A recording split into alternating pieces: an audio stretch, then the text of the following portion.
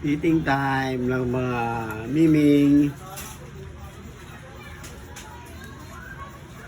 Pagka sa magapulan, ayan, nagantay sila. O, sige sila naman ang kakain.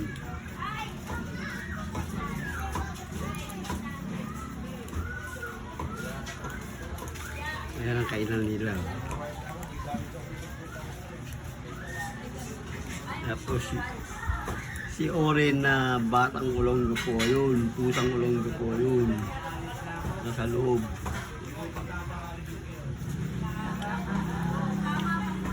Ayan, tatlong palapad.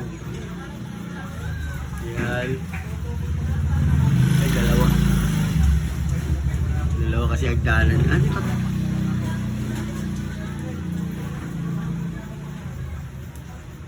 Isa, dalawa, tatlo nga. Pati yung pinakababa.